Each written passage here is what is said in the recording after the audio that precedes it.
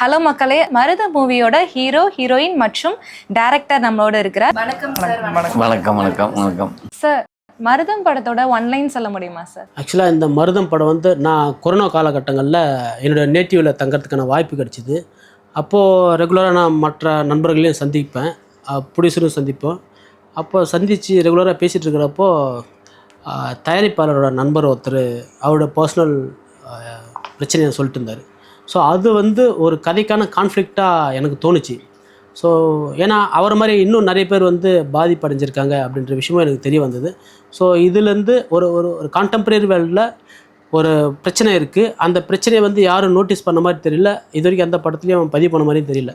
So இது வந்து ஸ்ட்ராங்கான ஒரு கான்ஃப்ளிக்டாக எனக்கு தோணுச்சு. அதனால் நான் வந்து அதை சினாப்சிஸாக மாற்றி அதை படமாக்கலான்னு முயற்சி பண்ணுறேன். சார், நீங்களும் ஒரு விவசாயி தான். விவசாயியா இந்த கேரக்டரில் எப்படி சார் அடாப்ட் ஆனீங்க? நான் விவசாயம் இல்லை, விவசாயம் குடும்பத்தை சார்ந்தவன் தான். ஆனால் நான் விவசாயம் பண்ணல, விவசாய நிலங்கள் வச்சுருக்கிறேன்.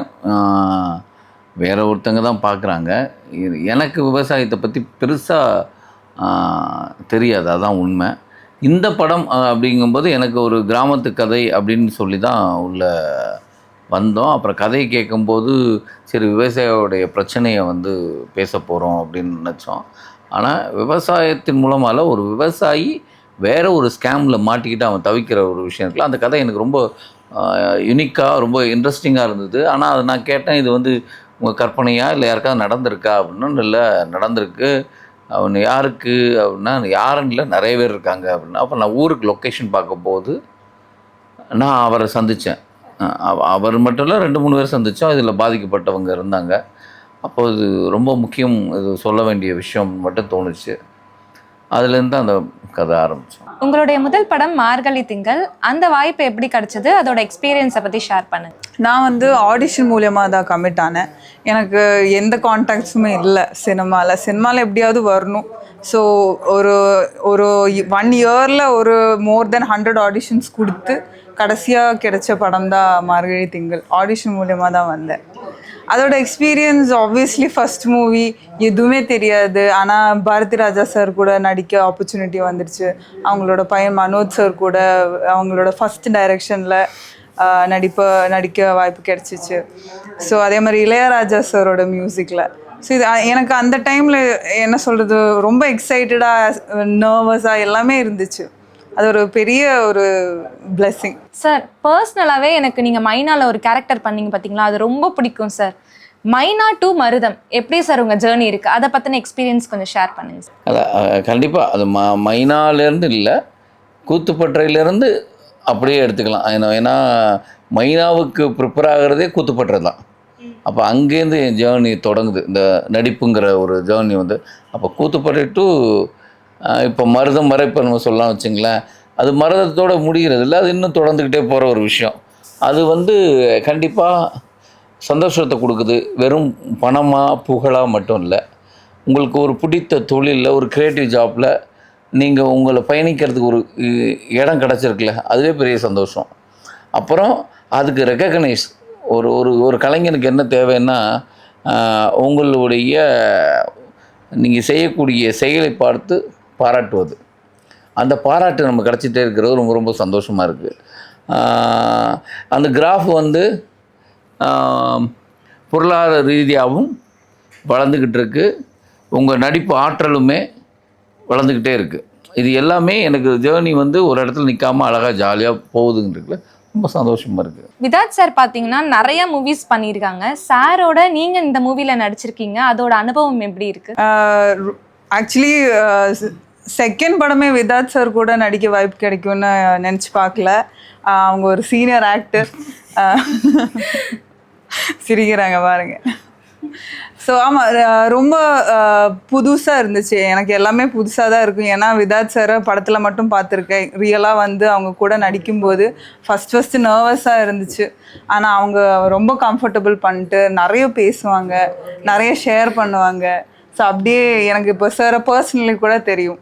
மருதம் படத்தோடைய கதையை நீங்கள் நரேட் பண்ணும்போது விதாத் சாரோட ரெஸ்பான்ஸ் எப்படி சார் இருந்துச்சு? ஆக்சுவலாக இந்த கதை வந்து சினாப்சிஸ் எழுதி முடிச்சுட்டு ஸ்க்ரீன் ப்ளே எழுதுறதுக்கு முன்னாடி கேரக்டரைசேஷன் எழுதிட்டு இருந்தோம். அப்போ கேரக்டரைசேஷன் எழுதுகிறப்போ ஒரு 5 வயசு குழந்தைக்கு அப்பா, ஒரு ஃபார்மர், அது இல்லாமல் வந்து அந்த ஒரு பாதிக்கப்பட்ட மனநிலையோடு ட்ராவல் பண்ணுற கன்னியப்பங்கிற கேரக்டர், இது எல்லாத்துக்குமே வந்து விதாஸ் சார் சரியாக இருப்பார்னு எனக்கு தோணுச்சு. ஏன்னா அவருடைய கடந்த கால படங்களில் அவருடைய பெர்ஃபார்மன்ஸ் ரொம்ப நல்லாயிருக்கும். ஸோ அதன் அடிப்படையில் தான் எனக்கு அவர் பண்ணால் சரியாக இருக்குன்னு தோணுச்சு. கதை கேட்டார், கதை கேட்டு அதுக்கப்புறம் அவருக்கு ரொம்ப பிடிச்சதுனால அவ்வளோ வந்திருக்கு. விதாத் சாரோட நடிக்கிற எல்லா ஹீரோயினுமே அடுத்தடுத்த படங்கள்ல கமிட் ஆயிருக்காங்க. அதே மாதிரி உங்களுக்கும் ஏதாவது மூவி கிளிக் ஆச்சா? கண்டிப்பா கிளிக் ஆகும்னு நினைக்கிறேன் ஃபியூச்சர்ல. கிளிக் ஆகும் நினைக்கிறேன்ல, கிளிக் ஆகிருக்கு. ஒரு மிகப்பெரிய ஒரு படத்தோடைய பார்ட் 2ல உள்ள ஜாயின் பண்ணியிருக்கீங்க. அதனால வந்து ஆமாம், நான் வந்து திரௌபதி 2 பண்ணிட்டு இருக்கேன். ஆமாம், இப்போதான் முடிஞ்சிச்சு ஷூட் ரேப் பண்ணிட்டு. ஸோ ஆமாம், மேபி கிளிக் ஆயிடுச்சுன்னு நினைக்கிறேன். சார், மருதம் மூவி லிரிக்ஸ் சாங்ஸ்ல ஒரு குழந்தைய பார்த்தோம். அந்த குழந்தைய எப்படி சார் நீங்க நடிக்க வச்சிங்க? அதோட எக்ஸ்பீரியன்ஸை பத்தி கொஞ்சம் சொல்லுங்க சார். ஆக்சுவலாக வந்து எனக்கு ஒரு 5 வயசு பையன் தேவைப்பட்டான். நான் என்னோடய நண்பர்கள் சில பேரோட பையனை ஆஃபீஸில் வச்சு செலக்ட் பண்ணுறதுக்காக பார்த்தேன். பட்டு என்னால் அந்த பசங்களை ஹேண்டில் பண்ண முடியல. காரணம் என்னென்னா, நான் சொல்கிறத அவன் புரிஞ்சுக்கிட்டு அதுக்கு சரியான வகையில் அவன் செயல்படுறது எனக்கு ஹேண்டில் பண்ணுறது கஷ்டமாக இருந்தது. அப்படி இருக்கும்போது தான் என் பையன் பண்ணால் கரெக்டாக இருக்குன்னு தோணுச்சு. அதனால் என் பையனை நான் படத்துக்குள்ளார கொண்டு வந்தேன். மருதம் படம் ரிலீஸ் ஆக போது அதில் ஹீரோயினாக பண்ணியிருக்கீங்க. உங்கள் அனுபவம் அதில் எப்படி இருந்துச்சு? மருதம் கேரக்டரில் வந்து இந்த கேரக்டரில் வந்து நான் சாரோட ஒய்ஃபாக ஒரு 5 வயசு குழந்தைக்கு அம்மாவாக நடிக்கிறேன். ஸோ இந்த எக்ஸ்பீரியன்ஸ் வந்து நான் இது வரைக்கும் எக்ஸ்ப்ளோர் பண்ணதில்லை. மதர்ஹுட்னு சொல்கிறதே ஒரு பெரிய ஒரு இமோஷன். ஸோ அது எனக்கு எப்பயாவது ஒரு வாட்டி அது எக்ஸ்ப்ளோர் பண்ணணும், அது எக்ஸ்பீரியன்ஸ் பண்ணணுன்னு இருந்துச்சு. அதுவும் இந்த மாதிரி மருதம்னு சொல்கிற இந்த ஸ்டோரியில் வந்து இது ரியல் லைஃப், ரியல் பேஸ்ட் ஸ்டோரின்னு சொல்லும்போது அங்கே அந்த ஊரில் இருக்கிற மக்கள், அந்த மக்களோட மென்டாலிட்டியெல்லாம் புரிஞ்சுக்கிட்டு அப்சர்வ் பண்ணி அந்த ஊரில் ஒரு ஆளாக நடிக்கிறது வந்து ஒரு ஆக்டிங் பண்ணல, ரியலா வாழ்ந்திருக்கேன்னு சொல்லலாம். வில்லேஜ்ல ஷூட்டிங் நடந்திருக்கு. அங்க இருக்கிற மக்கள் பேசுற ஸ்லாங் மாதிரியே உங்க டயலாக் டெலிவரிக்கு எப்படி நீங்க வந்து ப்ரிப்பேர் பண்ணீங்க மேம்? எனக்கு எதுவுமே புரியல. அங்க ராணிப்பேட்டைன்னு சொல்ற ஊர்ல அவங்களுக்கு ஒரு ஸ்லாங் இருக்கு. அதுல அது நார்மலா தான் இருக்கும், நார்மலா கேட்கும்போது நார்மலா தான் இருக்கும். ஆனா சில வேர்ட்ஸ் வந்து என்ன இந்த மாதிரி வேர்டு இருக்கா தமிழ்ல அப்படி யோசிக்க வைக்கும். ஏன்னா என் லாங்குவேஜே வந்து மலையாளம் தான். ஸோ அதில் தமிழே எனக்கு கஷ்டம். இப்போ தான் கற்றுக்கிட்டு வரேன். அதில் ஸ்லாங் வேறையா கஷ்டமாக தான் இருந்துச்சு. ஆனால் சார் எனக்கு ஈஸி பண்ணிட்டாங்க. எல்லா ஆக்டர்ஸ்க்குமே ஒரு ஆசை இருக்கும். அதே மாதிரி யாரோட பயோபிக் பண்ணணும்னு உங்களுக்கு ஆசை? எனக்கு உர்வஷி மேம், இல்லைனா ஷோபனா மேம், இல்லைனா ரேவதி மேம், இதில் ஏதாவது ஒருத்தரோட பயோபிக் கிடைச்சாலே பெரிய விஷயம். சார், உங்களோட சில மூவிங்க பார்க்கும்போது முதல் பட இயக்குனருக்கு நீங்கள் வாய்ப்பு கொடுக்குறீங்க. அது எதனால சார்? இல்லை, எனக்கு என்ன அப்படின்னா, முதல் பட டைரக்டருக்கு வந்து நான் வாய்ப்பு கொடுக்கல. முதல் பட தயாரிப்பாளர்களுக்கு, முதல் பட இயக்குனர்களுக்கு நான் சரியாக இருப்பேன்னு அவங்க என்னை சூஸ் பண்ணியிருக்காங்க.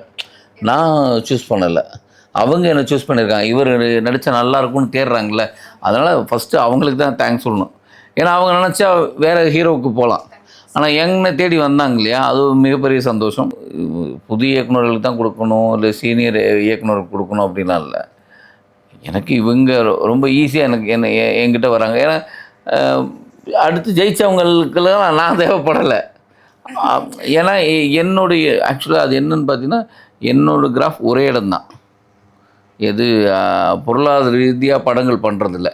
அப்போது ஒருத்தர் வந்தோன்னா அடுத்தடுத்து ஒரு கிராஃப் போகுதுல்ல. அதனால வந்து ஃபஸ்ட்டு பட இயக்குநர்களுக்கு நான் தான் சாய்ஸாக இருக்கிறேன். அது ரொம்ப ரொம்ப சந்தோஷம். அவங்க எல்லாருமே எல்லாரும் ஜெயிக்கணுங்கிறதுக்காக முதல் படத்தோடைய கதையை ரொம்ப வலுவாகவும் ரொம்ப ஸ்ட்ராங்காகவும் அவங்க அனுபவத்துலேருந்து ஒன்று எடுத்து வராங்கள்ல, அதுதான் எனக்கு கிடைக்கிற ஒரு விஷயம். அது வந்து அப்போது நான் அவங்கள சூஸ் பண்ணல, அவங்க என்ன சூஸ் பண்ணியிருக்காங்க. நான் எப்போதும் சொல்கிறேன்னா, ஒரு கதை அந்த கதைக்கு யார் தேவையோ அந்த கதாபாத்திரத்தை சூஸ் பண்ணிக்கும். நம்ம அந்த ஆக்டரை அதுவே தேர்ந்தெடுத்துக்கும். அது மாதிரி மருதம், நான் குரங்கு பொம்மை, குற்றமே தண்டனை, கிடாயின் கருணைன்னு இப்படி நல்ல நல்ல படங்கள்லாம் அந்த கதை தான் என்ன சூஸ் பண்ணியிருக்கு. அந்த வரிசையில் இயக்குனர் கஜேந்திரன் அவர்களும் வருவாங்களா சார்? அதுதான் அதை தான் நான் மருதம்னு சேர்த்து சொன்னேன். மருதமும் குற்றமே தண்டனை, குரங்கு பொம்மை அப்படிங்கிறத சேர்த்து சொல்கிறதுக்கு காரணமே இந்த படமும் அப்படியான ஒரு சினிமா. இதை வந்து மக்கள் கொண்டு போய் அந்த அந்த அங்கீகாரத்தை கொடுக்கணும். ஒவ்வொரு இயக்குனருக்கும் என்னென்னா, நான் எப்போதுமே சொல்கிறது தான், ஒரு நடிகன் ஒரு 10 படம் பண்ணிகிட்டு இருக்கும்போது ஒரு 2 படம் வெற்றி அடையும் போது அடுத்து ஒரு 10 படத்துக்கு போயிடுவான். ஆனால் ஒரு இயக்குனர் முதல் படம் பண்ணியிருக்கார் இல்லையா, அந்த படம் தான் அடுத்து அவருடைய தீர்மானம் இருக்குது. அதனால எல்லா இயக்குனருக்கும் முதல் படம் வந்து தான் ஒரு முழு வாழ்க்கை. அப்படியான ஒரு வாழ்க்கை தான் இந்த படம். அவர் லைஃப்லேருந்து எடுத்திருக்காரு. ரொம்ப கரெக்டாக வந்திருக்கு. இதை மக்கள் வந்து இதை கொண்டாடணும் அப்படிங்கிறத நான் நம்புகிறேன். அவரும் நம்புகிறாங்க, எல்லாருமே இந்த டீமே அப்படி நம்புது. இந்த படம் ஜெயிச்சா இந்த டீம் மூலமாக அடுத்தடுத்து நல்ல சினிமாக்கள் வரும். சார், நீங்கள் வாய்ப்பு கொடுத்த இயக்குனர்களுக்கு எப்படி கிராஃப் முன்னேறிச்சோ அதே மாதிரி உங்களுடைய கிராஃப்மே கண்டிப்பாக முன்னேறும் சார். என்னுடைய மனமார்ந்த வாழ்த்துக்கள் சார். இல்லை, ரொம்ப ரொம்ப சந்தோஷம். கண்டிப்பாக எனக்கு என்னென்னா, இந்த படம் வந்து தியேட்டரில் அக்டோபர் 10ஆம் தேதி ரிலீஸ் ஆகுது. நீங்கள் எல்லோரும் தியேட்டரில் வந்து படத்தை பார்த்துட்டு எங்கள் டீமுக்கு உங்கள் ஆதரவு கொடுத்தீங்கன்னா, நீங்கள் சொல்கிறீங்களே நல்ல படம், இந்த மாதிரி நல்ல படங்கள் எடுக்கிறதுக்கு இதோட வெற்றி தான் முனைப்பாகும். அது இந்த டீமுக்கு உங்கள் வாழ்த்து சொல்லுங்கள். நன்றி.